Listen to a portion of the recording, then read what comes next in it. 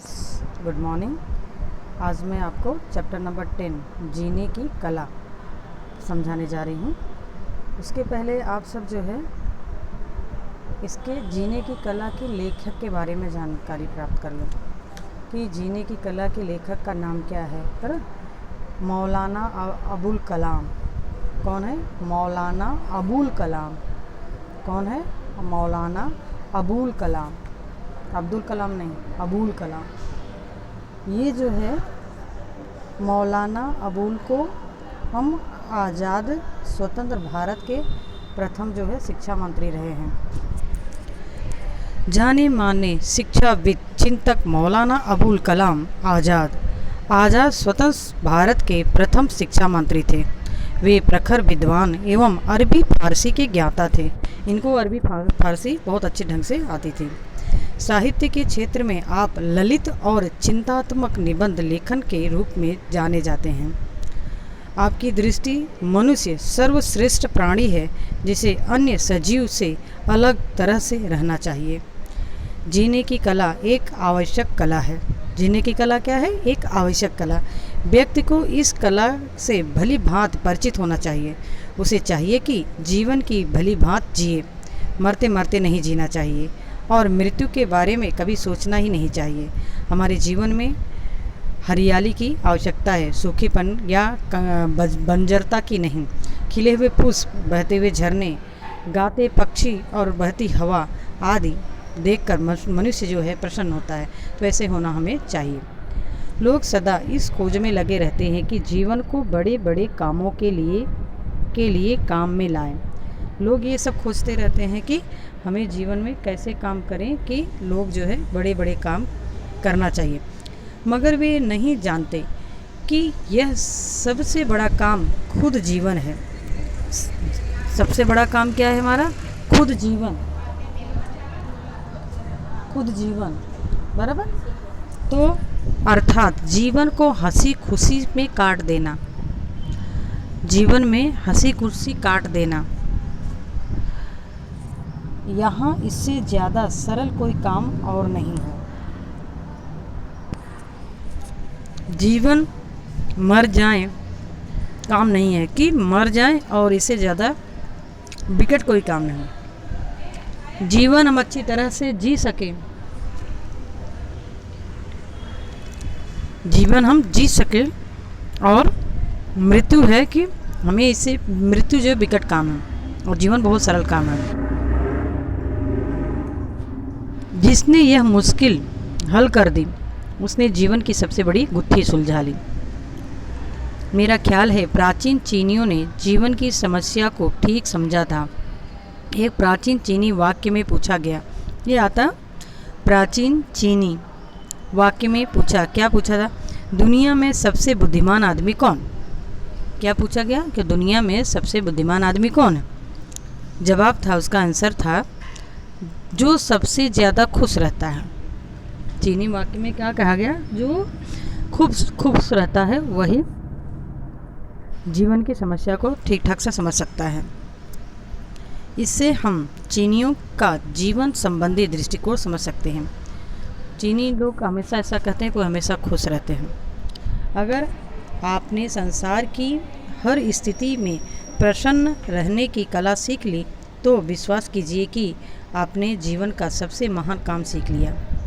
अब इसके बाद इस सवाल की ज़रूरत ही नहीं रही, आपने और क्या क्या सीखा।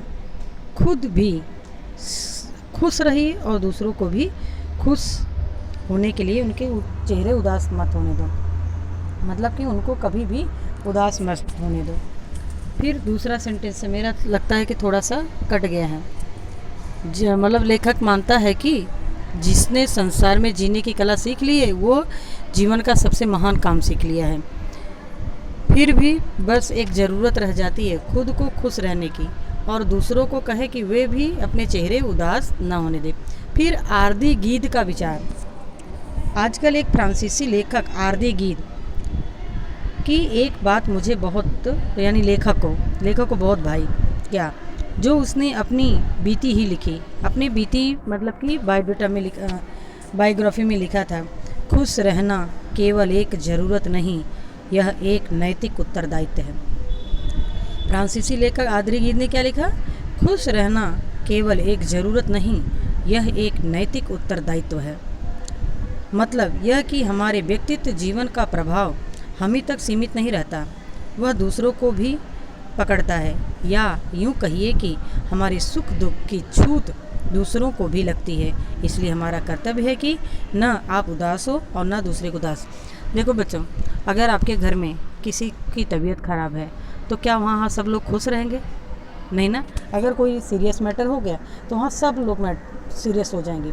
अगर खुशी की बात आए, अगर एक व्यक्ति खुश है तो उसको देखकर दूसरा भी व्यक्ति खुश हो जाता। आपके क्लास में, आपके वर्गखंड में अगर मैं एकदम चेहरा गिराकर आऊँ क्लास में तो आपको क्या लगेगा? कुछ स्टूडेंट जो मेरे से फीलिंग रखते हैं वो उदास हो जाएंगे कि लगता मैम को कोई प्रॉब्लम है। अगर मैं खुश होकर आऊँ तो आप सब खुश रहोगे कि मैम तो बड़ी खुश है। इस तरह से कि अगर मेरे खुश रहने से लोग खुश होते हैं, मेरे चिंता करने से यानी मेरे उदास रहने से सब उदासी हो जाता है।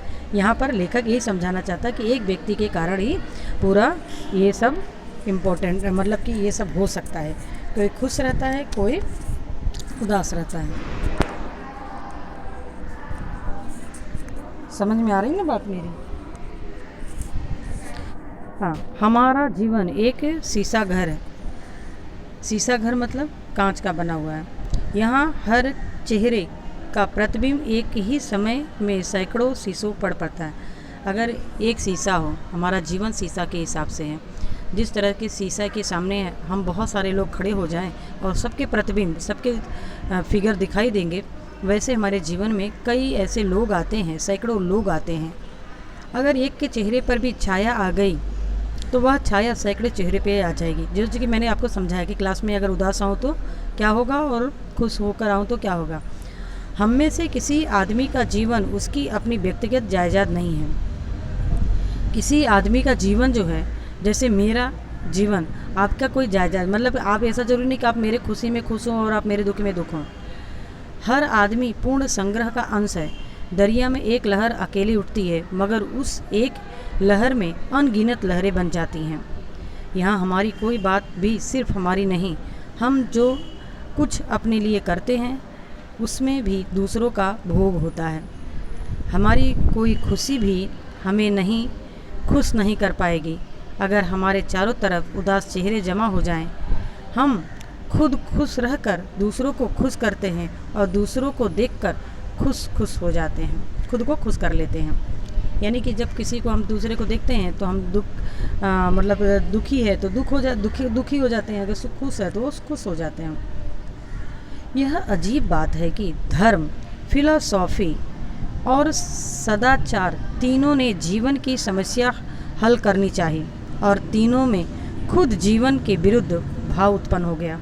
इसलिए लोग समझते हैं कि कोई आदमी जितना ज़्यादा बुझा दिल और सूखा चेहरा लेकर फिरे वह उतना ही ज़्यादा धार्मिक, फिलॉसफर और सदाचारी है। इसमें क्वेश्चन आ सकता है कि आदमी जो ज़्यादा बुझा दिल लेकर या सूखा चेहरा लेकर घूमता है तो उसके अंदर क्या दिखाई देगा? तो धार्मिक, फिलॉसफी और सदाचारी। मानो ज्ञान और पवित्रता दोनों के लिए दुख का जीवन अनिवार्य हो गया। यदि हम बहुत ज़्यादा नॉलेजेबल पर्सन होंगे तभी भी हम क्या करेंगे, मतलब खुश नहीं भाई कहीं भी। हमें तो क्या मतलब इसमें लेखक क्या कहना चाह रहे हैं कि हम कहीं भी रहें, खुशी से रहें, हर एक लम्हा में हम खुश रहें, हर एक बात में हम खुश रहें। अगर ज़्यादा नॉलेज है, अब मैं जाऊँ, आप लोग कुछ मतलब चलो रोड पे कोई मस्ती हो रही, आप बच्चे हो, आप वहाँ जाके डांस करने लगो, मस्ती करो, चलेगा। अगर मैं जाऊँगी वहाँ पर वो करूँगे तो लोग उसको बुरा माने। तो वही मुझे ऐसा नहीं करना चाहिए। मुझे जिस चीज़ के लिए खुश मैं होना चाहती हूँ वो मुझे करना चाहिए। मुझे लोगों के वो नहीं करना चाहिए कि भाई लोग क्या सोचेंगे। लेकिन मैं पढ़ी लिखी हूँ इसलिए मैं ऐसा कर नहीं सकती हूँ। आपके पेरेंट्स ऐसा नहीं कर सकते हैं क्योंकि वो बड़े हैं, क्योंकि वो सदाचार में जुड़े हुए हैं। यह माना कि जिन गुत्थियों को दुनिया सैकड़ों वर्षों से सोच विचार से भी नहीं सुलझा सकी, आज हम उन्हें हंसी ठट्ठे के 4 शब्द से ही हल नहीं कर सकते। मगर यह तो मानना पड़ेगा कि यहाँ सत्य की ओर से आंखें बंद नहीं की जा सकती।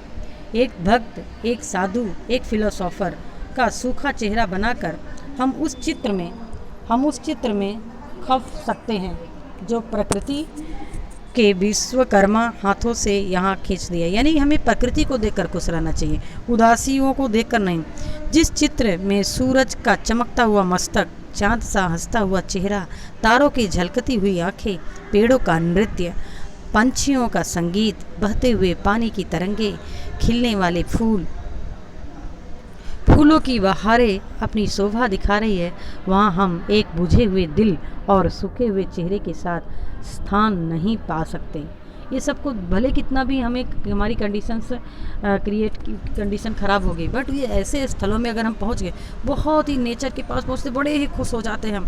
और एकदम यानी कि लेखक कहते हैं कि ऐसे जगहों पर अगर आप पहुंच गए ना, तो कितना भी आपकी आत्मा दुखी है, वहाँ जाकर एकदम खुश हो जाओगे।